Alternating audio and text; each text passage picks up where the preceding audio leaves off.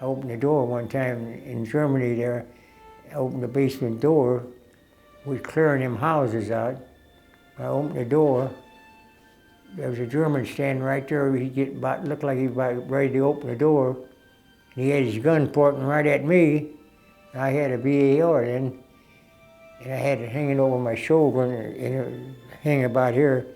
So I reached out and pulled the trigger, and I shot him 3 times with that VAR. Well, and he looked like a young kid, you know.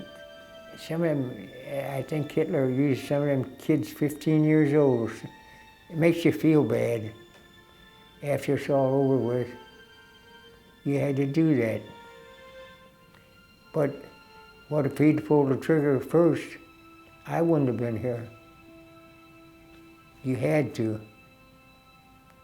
You had to shoot them, or they'd shoot you. They did shoot a lot of us. They did kill a lot of us, Americans.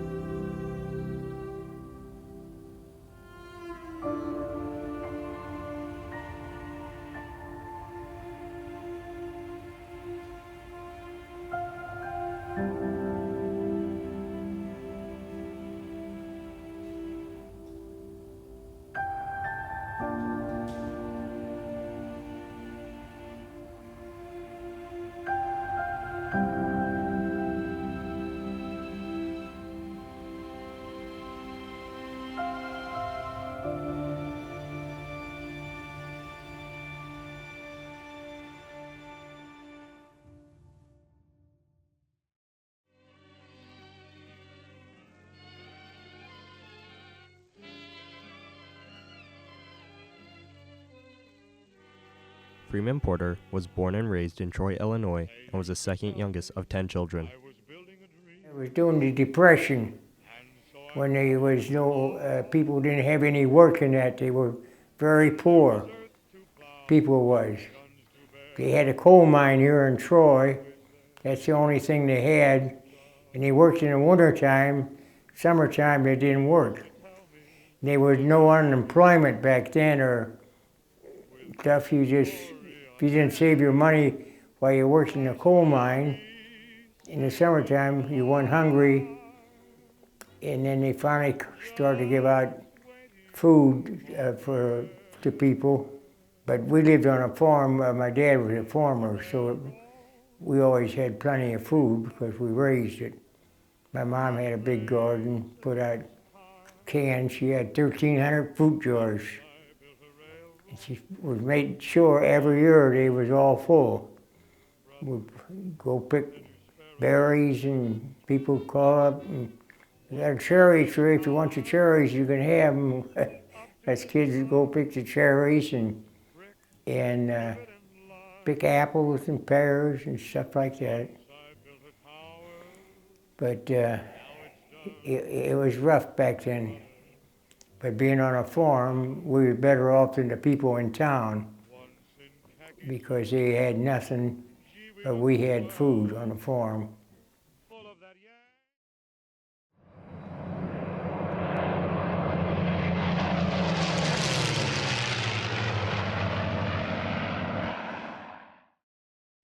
I was at a baseball game right down the street here in Troy, and they announced that Pearl Harbor was bombed. Good afternoon, everybody.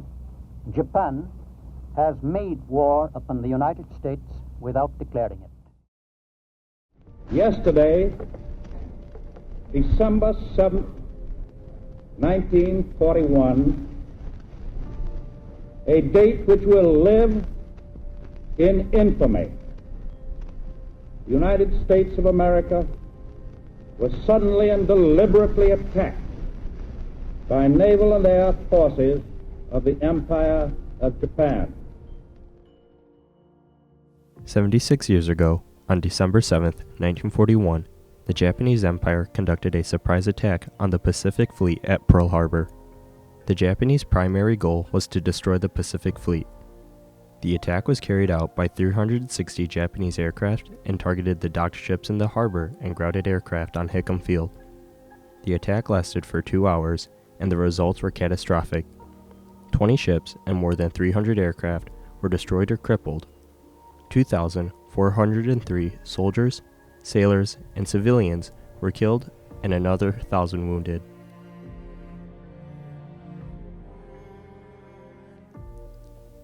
The USS Oklahoma and USS Arizona took devastating hits. At 8:10, an 1,800-pound bomb hit the Arizona, landing on her forward ammunition magazine. The ship exploded and sank with more than 1,000 men of her crew trapped inside. Moments later, torpedoes hit the Oklahoma, which caused her to lose her balance and capsize. By the end of the attack, the USS California, West Virginia, Utah, Maryland, Pennsylvania, Tennessee, and Nevada were hit and sustained significant damage.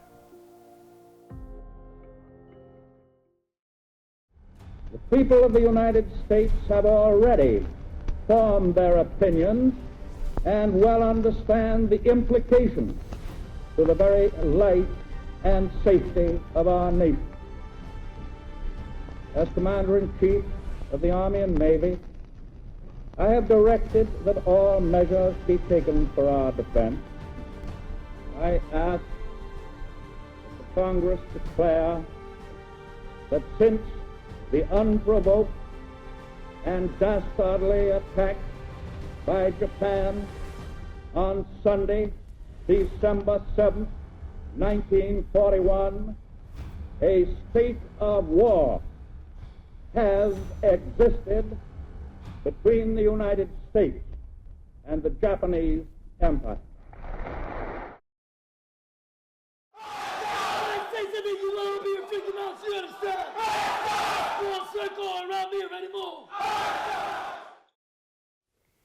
So were you drafted or did you enlist? No, I was drafted. I was drafted in the Army. Everybody was going, and I wanted to go too. I didn't want to not go. So I went, I was drafted, and I went to Chicago to be inducted into the service. We got on a train, troop train. We went, and where we went, everybody's running around in their shirt sleeves. We went to Florida. I took my basic training in Florida, close to Gainesville, Florida, around Jacksonville. It was called Camp Blanding. It was an infantry replacement center. 14 weeks of service, and we went in boot camp, and we lived in huts down in Florida. The camp was made of they called them huts. They were buildings. And then we took 14 weeks training, and then they sent us home for 5 days, and then we were shipped overseas. And I went in the 29th Division, and that's where I ended up going, in the 29th Division in G Company, 116th Infantry, in a rifle company. And that's what I fought with, was a rifle. And after we got in combat, Sergeant come up to me, says, "Porter, you're going to have to use this BAR." BAR was a rifle, only it was automatic. You pulled the trigger, it kept shooting until you took your finger off the trigger. He said the BAR man got killed, and we have to have a BAR man.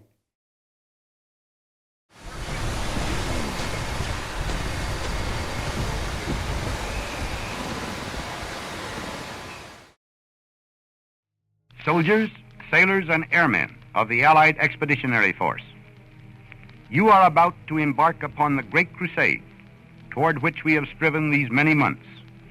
The eyes of the world are upon you.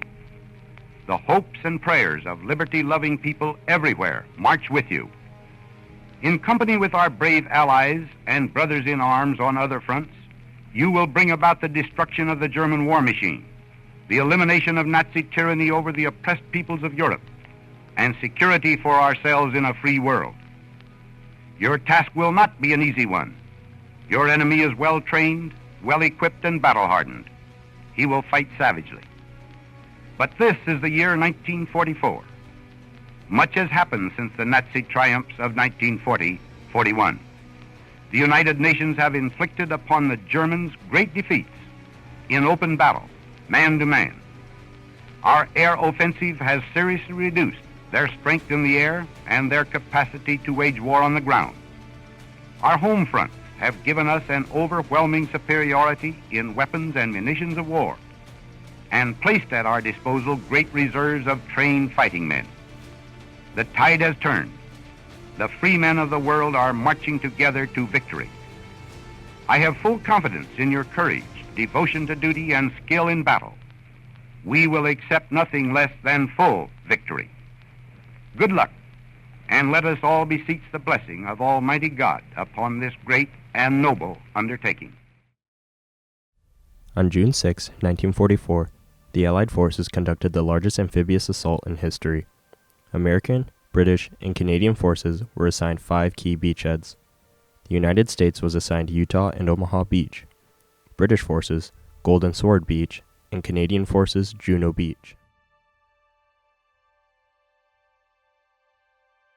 The 1st and 29th Infantry Divisions were assigned to Omaha Beach.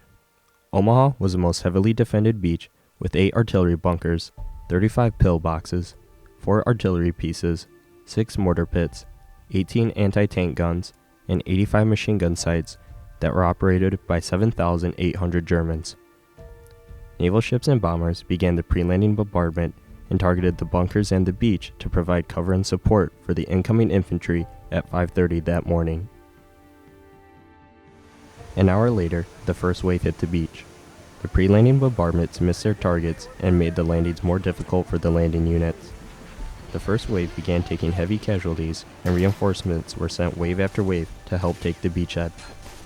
Omaha wouldn't be secure until midday, and as a result, 3,686 casualties were recorded.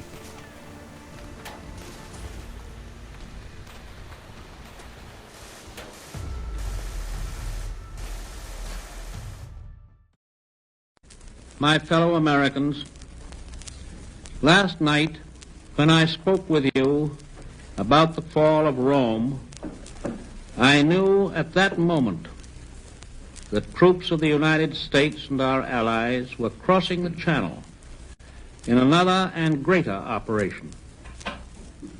It has come to pass with success thus far. And so, in this poignant hour, I ask you to join with me in prayer. Almighty God, lead them straight and true. Give strength to their arms, stoutness to their hearts, steadfastness in their faith. They will need thy blessings. Their road will be long and hard. For the enemy is strong. He may hurl back our forces. Success may not come with rushing speed, but we shall return again and again. And we know that by thy grace and by the righteousness of our cause, our sons will triumph. They will be sore tried by night and by day, without rest, until the victory is won. The darkness will be rent by noise and flame. Men's souls will be shaken with the violences of war. For these men are lately drawn from the ways of peace. They fight not for the lust of conquest. They fight to end conquest. They fight to liberate. They fight to let justice arise and tolerance and goodwill among all thy people. They yearn but for the end of battle, for their return to the haven of home. Some will never return. Embrace these, Father, and receive them, thy heroic servants, into thy kingdom.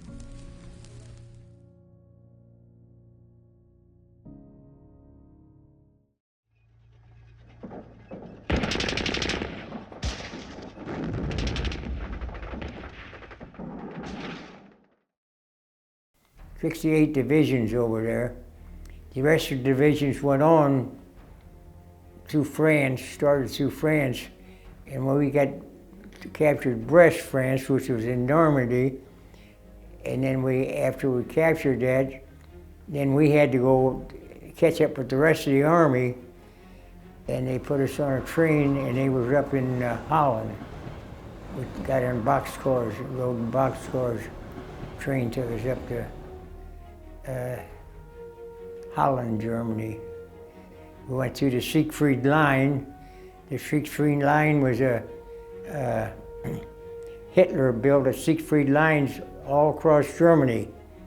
So when the people come in, they could hide in them Siegfried lines and they could kill people, you know. Every so often there was portals where they shot out at them. And there was a door to get in there on the side. And there was two guys took 2 bundles of dynamite that big around, and they threw them in that hole and blowed that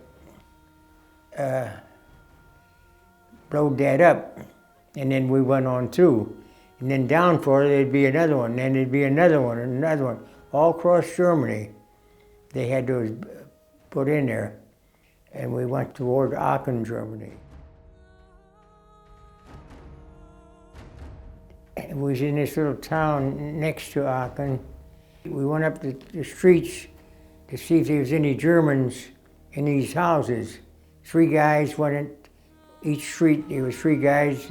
You'd go through one house and go all through it and see if there's any people hiding in them, like German soldiers. And then there was a grape arbor on the other side of the street from one house to the other. And we saw some feet underneath there. And there were Germans in that grape arbor. So I had that BAR. It shot 12 rounds at a time. And we sprayed that with bullets and everything. And we killed most of the guys in there. But we killed a medic. See, we wasn't supposed to kill a German medic. They wasn't supposed to kill our medics. They had some kind of agreement.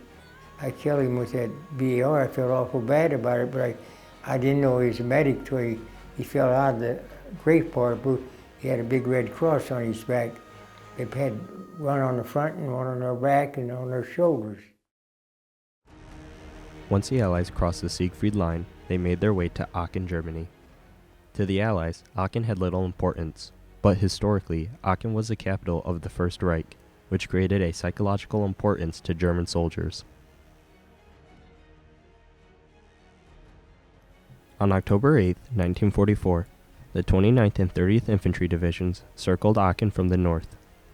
On October 10th, the divisions offered a 24-hour ultimatum to the Germans to surrender the city. When the ultimatum expired, American forces began an artillery bombardment on the city, but the Germans responded with their own counterattack. A shell come over when we was up there getting ready to put a circle around Aachen so no Germans could get out or none could go in. And it was Hitler's favorite city, Aachen was. And he had it well fortified that we just couldn't go up there and take it over. We had to do a lot of fighting. And on October 13th, American forces entered the city. The battle inside consisted of heavy close-quarters combat, house to house, room to room. U.S. troops measured their success based on the number of houses that were taken from German defenders. Soldiers were required to use howitzers and bazookas at point-blank range in order to clear German fortifications so the infantry and tanks could advance through the city. These fortifications slowed the divisions until October 19th, when German resistance began to diminish. The Germans wouldn't surrender until October 21st.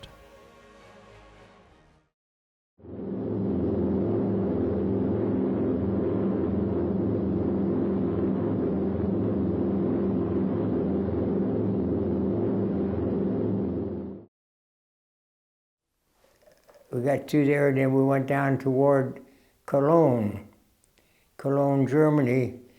We had to get across the Rhine River. The Rhine River was down from where we went through, from Holland, maybe a couple miles or so. We walked that far down there.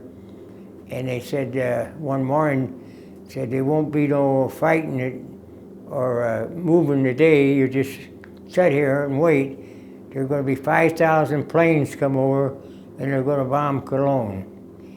So the 5,000 planes started coming about 7:30, and they ended up about 3 o'clock in the afternoon, and they leveled the town, nothing there. Just one church steeple was all that was left. And that's where the people had got in, and they had tunnels underneath the ground for the civilians. And that's the only thing they didn't bomb, is that church steeple. And then about 4 o'clock that afternoon, they said that we're going to go to the bridge. Said that there won't be no resistance because most of the people was killed. So we got there, and the bridge was there, but it had no decking in it. You know, like you drive on a bridge, it's their decking the floor.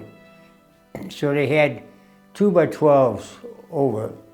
2x12s are 2 inches thick and 12 foot long. And they had them scattered over the bridge, and that's we walked over them 2x12s. So we walked across the river, and then we was on the other side. That's where the fighting was on the other side. The city of Cologne was a primary target for the Allies since 1940. The British Royal Air Force conducted large bombing raids on the city's industrial district and railways. Most notably is a bombing raid that was carried out on May 30th through 31st, 1942. The RAF sent more than 1,000 bombers loaded with 1,400 tons of explosives. The raid was successful, destroying 36 factories. Once American forces crossed into the Cologne plain, they needed to cross the Ludendorff Bridge at Remagen. From there, they would move north to Cologne.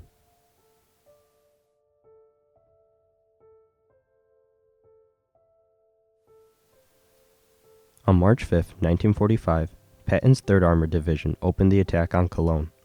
Like Aachen, Cologne saw heavy close-quarters combat as American forces pushed through the city. By March 7th, Cologne was in American hands.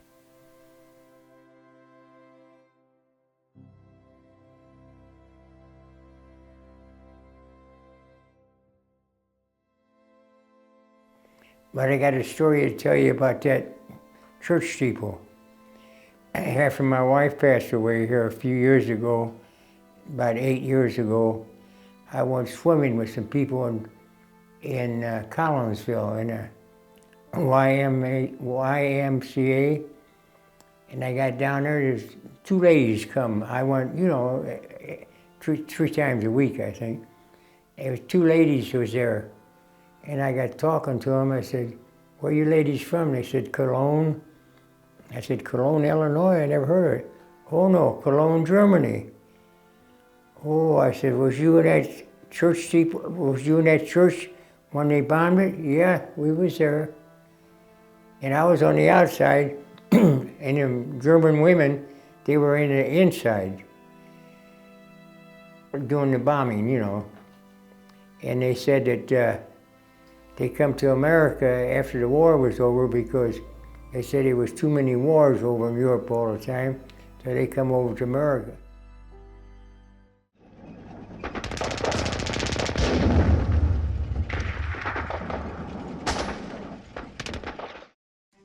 The sergeant was there. He says, "You go through that gate over there and go, there's a big building there." He said, "You go around that building and go a few yards, you'll see some guys laying on the ground." He said, "They're getting ready to go through a pasture, German pasture." And so the first guy went across, and he went through, he had no trouble. I started, and the gate I had to go through had a weight on it, and it went closed. So when I got there, I had to hesitate to open the gate, and the bullet went, a piece of the fence, the gate, the wood flew in my eye with a rifle shot. Shot it. If I'd just a second quicker, I'd have went right through my head. I went up and I found the guys laying on the ground there. They was getting ready. There was 16 of them, and we was going through that pasture. And we went through there, and we started off. We all laying there. And while we was laying there, the guy next to me, he got shot through the helmet, went right through his helmet and come out the back. Somebody shot from the other end of the pasture. The pasture was so wide and so long. And then we started to cross that pasture, and there was 3 American tanks there, and there was a big ravine in it. Down like this and then up like that. It was all grass, so it was a ravine. And it's 3 tanks. There was small tanks, Americans. They only had a 47 millimeter gun on them. Most of them had 90s. They were just to fight with the infantry. If they didn't have no opposition with German tanks, they was all right. But they weren't big enough for a big tank. So we were starting to go across that pasture, and this German tank come up, and where the ravine come off it went out of the field and off a road. Here comes a German tank. He knocked them 3 tanks out, just bing, bing, bing. And guys come out, they was on fire, you know, blowed the tanks up.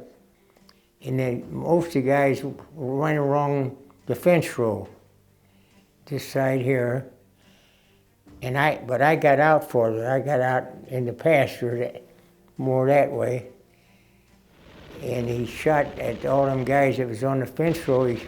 He was shooting at them, and then he tried to kill me, and I was going up that ravine like that there, and I could see the bullets hitting the ground, you know, in the grass.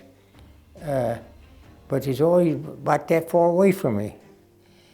So then he shot the artillery, the big gun on the tank at me. There was 8, they call them 88s. And he shot, one was here, the next one was here, and the next one was right at my feet, that far from my feet. But they was going underneath the ground. See if it hit, if by me standing there, If it went under my foot, they'd have exploded because there'd have been enough weight to explode it. Otherwise, they just went on right about that far underneath the side. It seemed like a bowl going 100 miles an hour. It was. So I thought, boy, I better get on top of that hill, up on top of that, till. So I got on top of it, and then I was out of view of the Germans' tank, and then I started over. I went to where the fence row was. I was going to go join the other guys. Well, there's nobody there but two Germans, and they had to put up a white flag. They said, Comrade Polski, Comrade Polski, meaning he was a Polish person put in the German army. Hitler put some of them Balkan states, he put the people in those states in the army. And then he'd put the Germans soldiers behind him, and they put them up in the front. But he gave up. And I captured him and another guy. He's the one that shot the guy through the helmet. And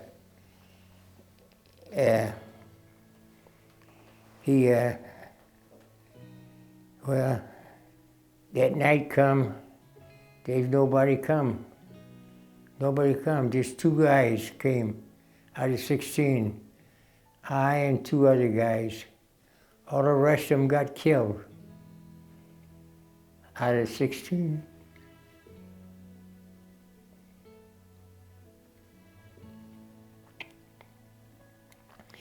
They got killed. So I told the other two guys, I said, well, we'll just dig a hole and stay in overnight, dig foxholes.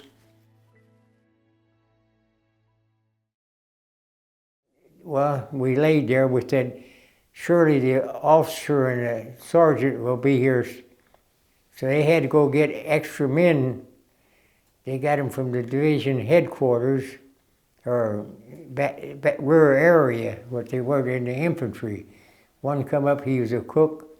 The other come up, he was a truck driver. Another one played the bugle. And another guy, I don't know, anyway, he brought 8 of them up from the rear. They'd never been in combat before. They never even shot a rifle before. So a couple of them hadn't. So we had to go on farther. We had to, it was in the war, we was pushing forward. And we only had us 3 guys left. So he brought 8 more, so that was 11. And there's a road that went like this. One went on one side, there's a schoolhouse sitting here. One went on that side of the school, the other one on this side of the school, and it went around where that pasture was that way. So we had to go across that road to get on the next street, to get behind the next row of houses. There's a row of houses there. We had to get across there. So the captain who was in charge of the captain, I think he was, he was going to send one of them new guys across the road that just come up. They'd never been in combat before. I said, no, Captain. I says, let me go with him. I said, he's never been in combat. I says, he's scared. I said, I'm scared too. But I said, I've been in combat.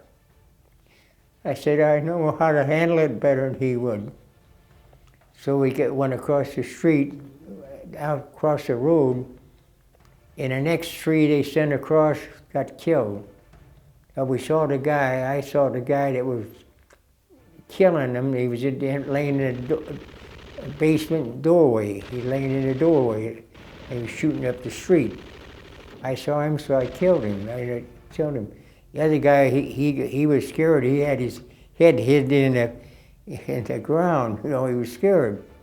I told him, I said, you can't do that. You got to look up. You got to see if there's anybody around.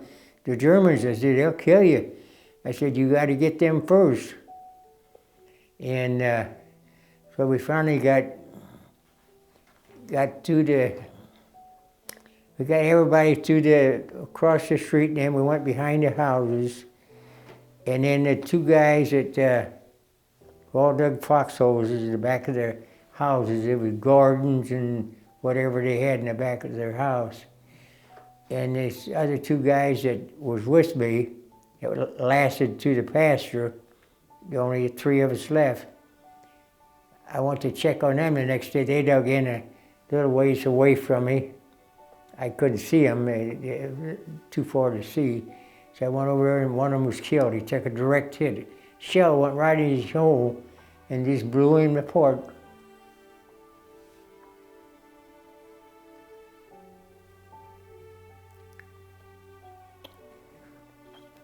His clothing and his body was all mixed together. His flesh.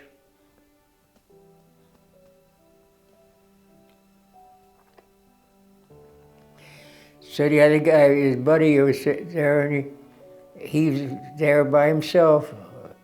And the two was there, and then he was left there by himself. I mean, he was by the other guys, but he was on the end. So the next morning I thought, well, I'll go check on him, see how he's laying there dead. Artillery killed him. Artillery shell come over and exploded, killed him. So I was the only one left out to come over that pasture. Out of the 16, I was the only one left.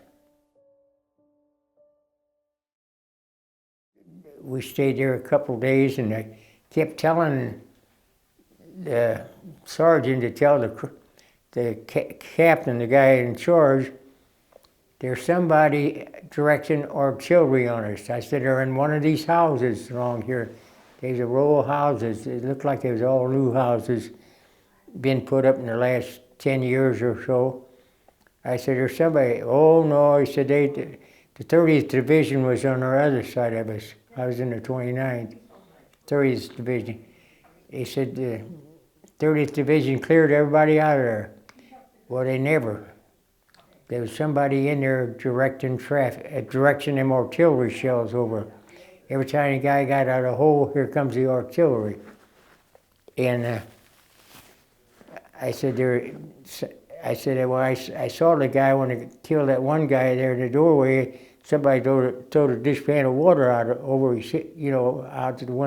the door. And I know that one guy, somebody was in there. He had to be, because he had to throw that water out. That guy killed him, he's laying there dead. And the other guy threw that water out over him. I said, there's somebody up there, but they wouldn't believe me. I got 47 letters one day. 47 letters from home. It just caught up with me. So I took the letters. I was going to go. The captain and the sergeant was in the schoolhouse. They was in the basement of the schoolhouse where the shells couldn't come, you know. And I thought, well, I'll take them letters. No, I didn't take the letters. I left them in my foxhole. I said, I'll just leave them there, and I will ask them if I can come in the schoolhouse where they're at and read them. So I started, and artillery shell come. I was under a tree. I was walking under a tree. It come down and it hit a limb and exploded right on top of my. I don't know how far high it was up when it had left my 1 ear, broken, and it knocked me out, knocked me on the ground. I was laying on the ground, and some guy saw it. Some soldier saw it, and he come help me get up. I got up, and he took me in where the officers was, and they sent me back to the rear. I was out of the war then. I went back to the division headquarters, and I was up in Germany. I passed out, I guess, because I don't remember no more. And one day I woke up, I was in a big parking lot. And I says, where am I at? They said, you're in Paris, France. They said that big building there, you slept in there for 3 nights. I didn't know it. I didn't come true to. They put me out in the parking lot. Said, we got you guys all in this parking lot. There's about 20 or 30 guys laying out there. Said, C-47 is going to come over and we're going to put you on it. You're going back, fly you to London, and you go to hospitals over there. The last time I was on the front line, I was on there 37 days. My feet got froze, my right lung got froze.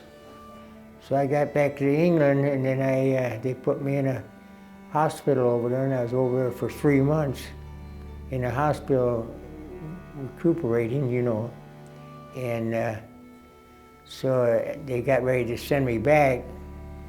So I told the medic there that he was a captain, and he was a doctor.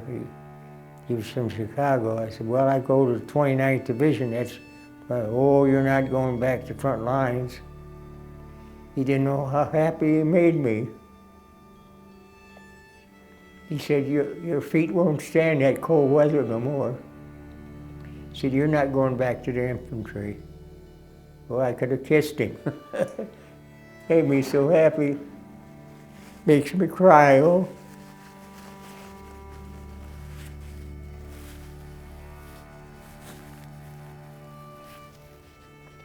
Yeah. You never get over the war. You never get over it. They put me in a post office. I worked in the post office. Then they sent me to Antwerp, Belgium. The Antwerp was freed. They was already through there. And I worked in the post office.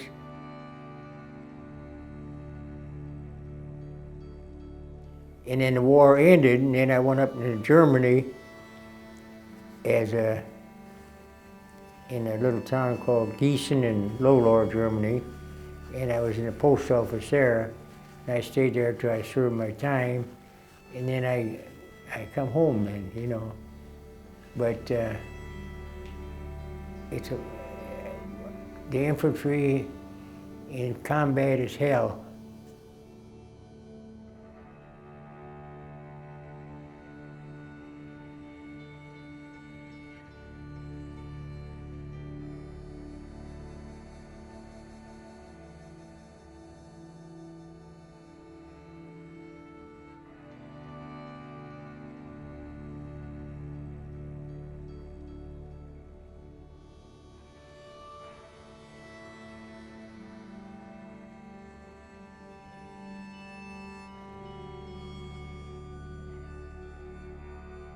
During World War II, PTSD was referred as battle fatigue. Some battle fatigue reports were sleep problems, anxiety, panic, and uncontrollable trembling. As the Allies moved past the beaches and into Normandy, 98% of the troops who survived reported battle fatigue. There is no such thing as getting used to combat. Every battle puts a strain on soldiers and brings them one step closer to the breaking point. Typically, U.S. soldiers would reach the breaking point in 200 to 240 days with no rest in between battles, whereas the British allowed troops a 12 to 14 day rest period. This rest period allowed British troops to continue fighting much longer. One way the United States Army attempted to combat battle fatigue originated from neurosurgeon Captain Frederick Hansen. Hansen developed a two-step plan. The first step was to emphasize reality to the troops. He would then give the troops a pill known as Blue 88, which allowed them to sleep for 48 hours. Sodium amytal. There is an ample supply of it in your number 2 chest.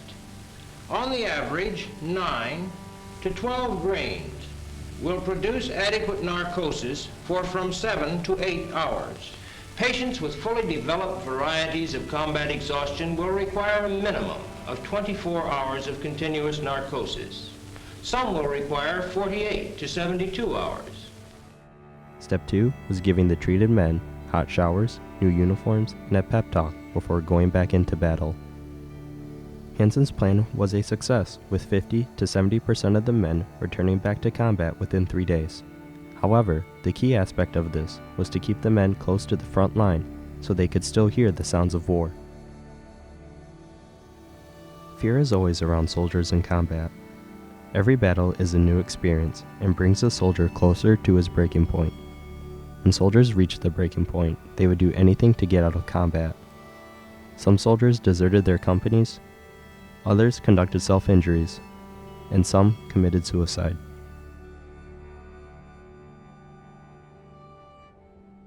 It bothered me after I got home. I got home and I tried to go on with my life.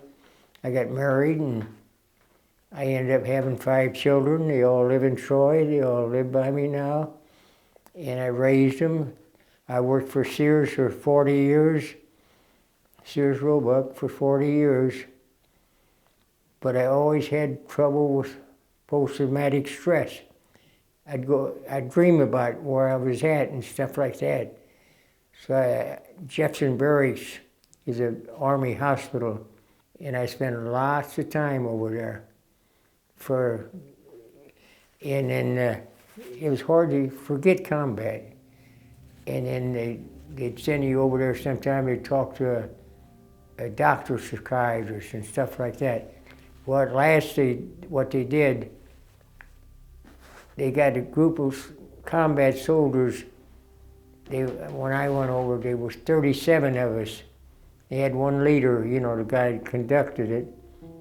And everybody was in that, they were in rifle companies. They all had the same problems.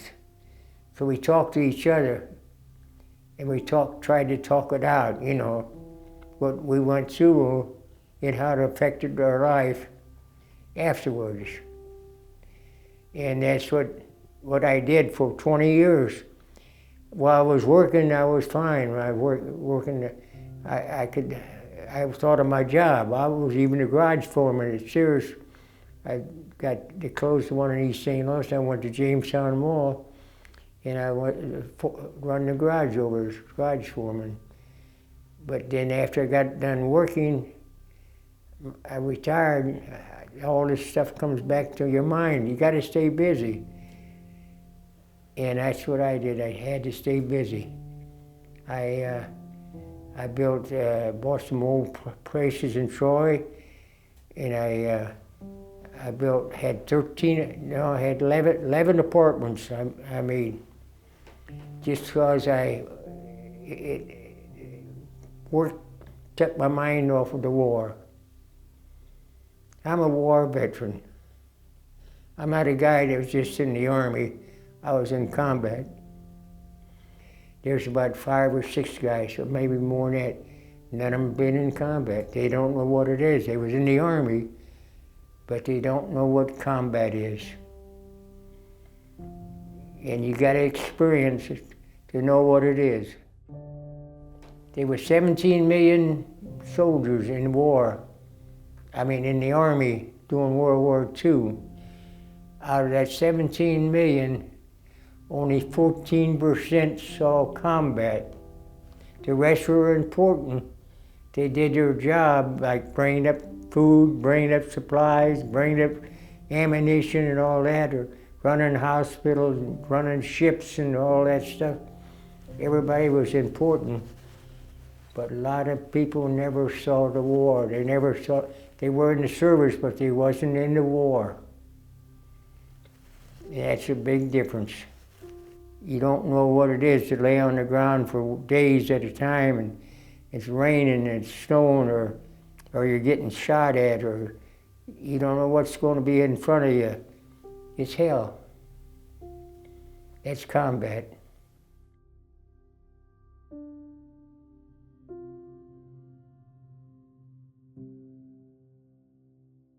Former Navy SEAL Rourke Denver wrote there are 0.4375% of the American population in the military, and continues, because of this place we're in, it can feel like military America is a separate country within a country, with civilian America existing someplace else. Some days, it's as if people who inhabit these two Americas hardly know each other anymore. How could they? They live, work, and hang out in totally different worlds. This class helps bridge the divide between the civilian and military world, and as civilians, we need to start bridging the gap between us and our veterans and active duty service members. Every servicemen and women have a story, and their stories need to be heard. We will never hear the experiences of what it was like to be a sailor off the coast of Normandy. We will never hear the experiences of what it was like to be an airman over Korea, and we will never hear the experiences about what it was like being an infantryman in Vietnam. This class gives us these stories, along with life lessons we can all learn from. I was very excited meeting Freeman. After watching his interview a countless number of times, and to finally meet him is like meeting a distant grandfather. I was able to get to know his story from his interview, and even more when we met. After meeting Freeman, it created a new purpose as to why I was making his doc. I had all these ideas in my head, and once I actually met him, they were all out of the picture. I had to rethink the idea of it was my doc, when it was really his and his family's doc. And it was that mindset that helped me on days when I didn't want to work, or if I didn't know what to do on certain parts of the doc, helped me find a solution. What always stuck with me from when we met was when he was showing me some old photos of him in Belgium, and he would stare at the photos before he handed them to me. I couldn't imagine what he was thinking about as he was looking through his old photos and the stories behind each photo he handed me. Freeman, I want to thank you for your service and for sharing your story to the class. I learned from you that war is hell, and it is up to our generation to end wars. These lessons will always stay with me, and I will forever cherish your story and the lessons that you have taught me.